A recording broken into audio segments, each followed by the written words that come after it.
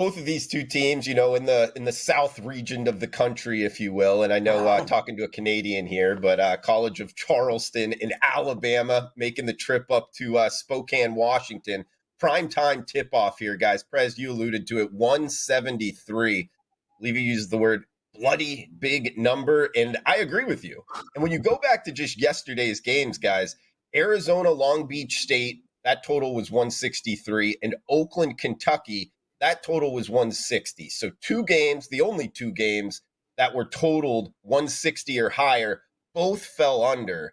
This one, we're adding 10, 13 points to that, 173. There's no doubt about it. Alabama was an over team all season long. When you watch them play, they go up tempo. College of Charleston, they'll play at a high tempo as well. That's the reason the number is this high, guys.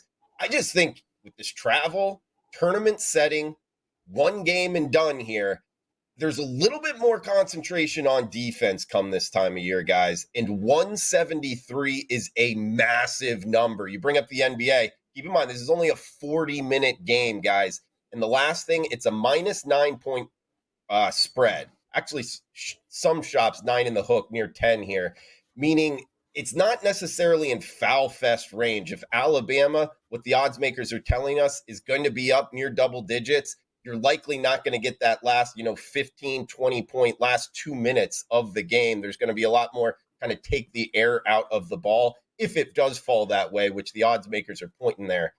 173, it's too tall of a task here, guys. I don't think they make it. I think it is a high-scoring game. It's just not into the 170s.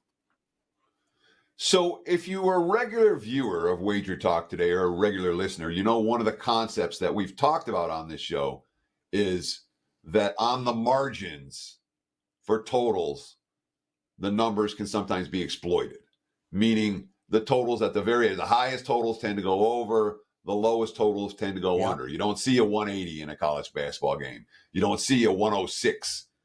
And that's something that tends to work across sports. In the NFL, you're betting the over 57s, you're cashing long-term. You're betting the under 36s, you're cashing long-term. The same type of concept. This is the highest total on the board. It's two teams that are both comfortable playing with pace. Alabama, certainly, when you look at the non-conference schedule, all they did is try to run teams out of the gym, playing teams that weren't familiar with their style. Is any of that move the needle for you when it comes to this under? Obviously, it's a really high total. It's really bloody high. But it's not a concern that it's just not high enough, and that the totals on the margin should be actually higher than they actually are. There should be 176 or 178 or something like that. Sure, Teddy. Yes, to answer your question, it is of concern. And you mentioned the games where Alabama did play out of conference and really running up the score. They had some triple digits themselves, and if they get there, we are going to be in some trouble. Having said that, though, I think it does come back to the tournament one and done. And I'll also kind of bring up the fact of, taking the air out of the ball come tournament time, I think is a little bit, I guess, like more used. And we normally don't see, like in the beginning of the season, and I'm just going off the top of my head here. It's not like I've gone back over the last 5-6 years and actually, I've just noticed teams will go flirt with 100 points more so in the beginning of the college basketball season. So when you bring up those games, I just think that happens more in the beginning of the college basketball season.